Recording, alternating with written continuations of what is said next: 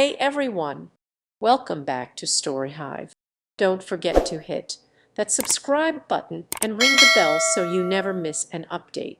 Let's jump into today's story. I caught my wife cheating with my son's best friend, and then karma took care of them. I've been married for 23 years to what I've always seen as my ideal partner. She's incredibly beautiful, smart, and outgoing, with a kind heart. I'm 57 and she's 55. While our personalities differ, they complement each other. I'm more introverted, rational, and somewhat intellectual, while she's extroverted, intuitive, and empathetic. We share many interests and love doing the same things. We've traveled extensively and have 3 children, 2 girls and one unexpected but cherished boy. Our oldest is 20, a sophomore in college about 150 miles from home. We've been fortunate and enjoy the perk of going on extended vacations as a family every 5 months or so, often exploring new places, especially islands and beachfront destinations. We're all in good shape, and our children bring us a lot of joy. Sometimes we even invite family and friends, covering their flight and accommodation costs. Life has been great. I was married before for 4 years, but it wasn't a good match. I was young, immature, and emotionally dependent back then. Looking back, I suspect my ex-wife might have had a personality disorder, and our later years together were a nightmare. She asked for a divorce for reasons I couldn't understand at the time. Now I realize she may have had an emotional or physical affair. I was clueless then, reacted poorly, and was devastated initially, but eventually I reached a breaking point and just wanted the pain to stop. The divorce was quick but bitter due to financial disputes. I was relieved when it was over and have no regrets about it. Career-wise, I had a successful run holding senior positions for a global company at a young age. However, due to a rare disease causing hearing loss, I had to leave my career. Financially, we are stable, living off my savings and investments. I've saved and invested wisely over the years and have the freedom to work on my investments, but I do miss collaborating with others and leading a professional team to build something bigger. I thought our marriage was fine. I guess we moved from young love to a more mature and stable relationship. We have help so we can go out together whenever we want. My hearing loss has been tough on us. It's frustrating because I can't join many group conversations anymore. I miss it and I've become more introverted. Working alone doesn't help either. Dealing with my hearing loss has made me seem distant at times, which frustrates both my wife and me. She has to repeat things to me and I can get annoyed more easily. It's frustrating when my strong cognitive abilities are hindered by not being able to hear or participate in group conversations. I've spent weeks or even months feeling like a bystander. I have a shorter temper and less patience in conversation because I often miss things in long discussions. I like to get to the point to hear everything. I'm sure this can make me seem abrupt. So why am I here? I started suspecting something about 3 months ago, and it has been bothering me since then. I was hasty and anxious, so I didn't wait for more evidence before confronting my wife. This suspicion has grown like a virus, going from a quiet doubt to a loud question. Is my wife gaslighting me about her affair? I have this persistent feeling that my wife is attracted to my son's 21-year-old best friend. It all started around 3 months before August. We were preparing for a vacation with our 3 children, and my son was back home from school. It was a trip we had planned a few months earlier. Usually, my wife takes charge of planning our vacation destinations because she loves traveling, and I enjoy seeing her excitement build up in the weeks leading to our trips. We've always had an active social life. My wife often goes out for dinner with her married friends once or twice a week, either at a restaurant or someone's house. She tends to fill her schedule to the brim and has difficulty turning down invitations. Typically, we coordinate our plans with family and friends early on, so it struck me as odd when I overheard my wife on the phone in the kitchen, not coordinating schedules but actively convincing someone to join us on a trip. I couldn't hear very well, but it sounded like she was saying things like, "It will be so much fun, just like last time. We can go on a boat ride, walk on the beach, snorkel, and more." It was almost like she was trying to persuade a child with candy. When she realized I was behind her, she got startled, almost dropping the phone. She clutched her chest as if I had given her a heart attack and then quickly pretended like nothing had happened. I gave her a puzzled look, wondering what had just occurred. She walked into the pantry, then returned to the kitchen seemingly to compose herself. She asked me what I wanted for dinner, a question. I repeated my dinner choice and then left the kitchen to join my kids in the living room. A few minutes later, I was sitting at the dining table with my wife and kids, having dinner and discussing school, friends, and other topics.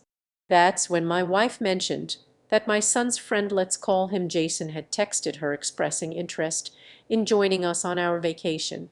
This immediately caught my son's attention, and he clarified that he hadn't told Jason about our vacation because he intended to invite his girlfriend. However, my son mentioned that Jason had also texted him a few minutes ago, expressing his desire to join us on the trip. My son wanted to check with us before responding to his friend, but appreciated my wife bringing it up earlier. My son had informed us that he planned to bring his girlfriend on the trip, so it seemed a bit odd to invite his friend, since he would likely be spending most of his time with his new girlfriend. Additionally, I had a suspicion that my wife was not being truthful about the text message because I now believe that Jason might have been the person she was speaking with on the phone, trying to persuade him to join our vacation, yet she was acting as if Jason had initiated the idea. Jason is a good kid, and he became best friends with my son when they were both 14 years old after meeting at a summer camp. Both of his parents are African American and live in a middle-class neighborhood in the inner city. They are hardworking individuals, both employed in a delivery service job. I won't specify to protect their identity. Although my son and Jason attend different schools, Jason's parents invested a lot of money to enroll him in various after-school programs that my son was part of. They also played basketball together, and Jason frequently visited our home to play video games with my son. I had met his mom a couple of times when she dropped him off at our house or picked him up from practice. My wife often volunteered to give him rides and had a fondness for him. This didn't strike me as unusual because Jason was a well-behaved and intelligent young man with a promising future. He graduated from high school before my son and attended a different college, so we hadn't seen him much since then. Given all this background information, I initially thought my wife might have lied to bring Jason closer to us again, as she has a tendency to get involved in helping underprivileged kids, mentoring minorities, participating in progressive activities, and volunteering. I believed this was another one of her efforts. Additionally, I liked Jason because he was remarkably mature for his age and could engage in adult conversations even better than my son. He was good company, so with all these factors in mind, I dismissed my suspicions. 3 days before our vacation, my wife and our 18-year-old daughter went shopping to get some items for the trip. It was a lengthy shopping trip. Even if I had known about this beforehand, I wouldn't have found it too unusual because she had a history of buying presents for him when he was younger. The next day, my son's girlfriend arrived in the morning, and later in the evening, Jason also joined us. That evening was a lot of fun. We all went out to eat, with my wife sitting close to me and Jason sitting next to my daughter. However, I couldn't help but notice that my wife kept glancing at Jason throughout our time at the restaurant. Even when I was talking to her, she seemed to be in an exceptionally good mood, which puzzled me at the time. I went along with it because seeing everyone happy made me happy. When we got back home that night, I went to bed and my wife stayed up late with the kids. I'm not entirely sure, but I think she eventually came to bed around 3:00 a.m. The next day, as we were getting ready for our trip, I was going through my checklist to ensure I didn't forget anything.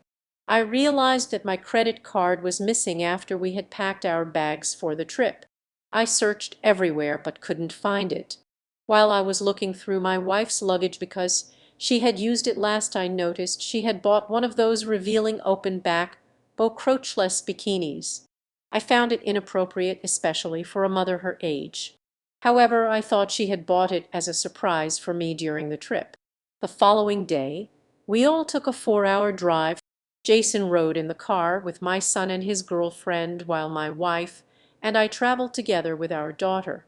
The journey was mostly uneventful, but I noticed my wife was unusually cheerful and chatty. She kept turning around to make jokes and engage with Jason, who seemed more relaxed and open than usual. When we arrived at our vacation spot, the energy in the group shifted noticeably. My wife and Jason appeared to have an easy camaraderie that stood out from the usual group dynamics. It felt like there was a private connection between them that went beyond friendly banter. I shrugged it off at first, attributing it to the excitement of the trip. The next morning, we all went to the beach. The day was filled with activities: swimming, snorkeling, and a lot of sunbathing. My wife seemed especially focused on ensuring that Jason was having a good time. She was constantly checking in with him, making sure he was comfortable and engaged. I found it peculiar, but I assumed it was just her way of being a good host. Throughout the day, I noticed that whenever Jason and my wife were together, they had a lot of private conversations. My wife would often touch Jason's arm or shoulder, and their conversations seemed unusually animated. There was a certain intimacy in their interactions that made me uncomfortable, but I didn't want to jump to conclusions. By the third day, things started to feel more off. My wife suggested we go out for dinner and then explore the town, which sounded like a fun plan. That evening, my wife wore a new dress she had bought specifically for the occasion. She looked stunning, but I couldn't shake the feeling that there was more to her excitement than just the new outfit. During dinner, my wife was unusually lively and flirtatious. She engaged in a lot of private jokes with Jason and seemed to be particularly focused on him. I couldn't help but notice that she kept glancing at him and making sure he was included in every part of the conversation. When we moved to a nearby bar for drinks, my wife and Jason spent a lot of time together, separated from the rest of the group. That night, as we were heading back to our rental house, I overheard Jason and my wife talking quietly in her room.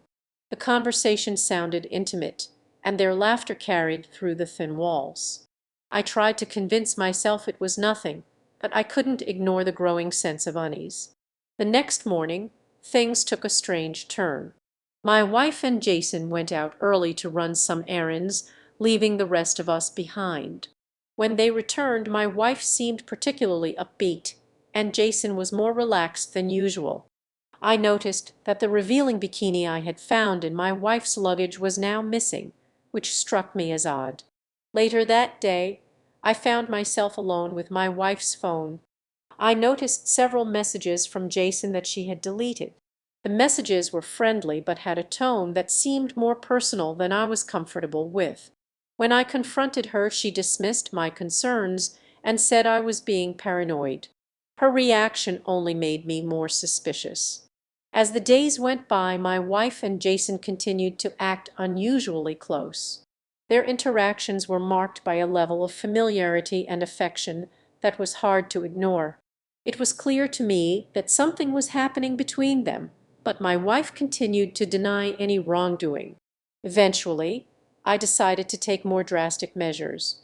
I started tracking my wife's phone and monitoring her activities more closely. I found more evidence of their connection, including messages and calls that they had tried to hide. It became evident that their relationship had developed into something more than just friendship. The confrontation that followed was one of the most painful experiences of my life. My wife admitted to having an affair with Jason, and the emotional impact was overwhelming. The betrayal cut deeply, not just because of the affair itself, but also because of the way it shattered the trust and stability that I thought we had.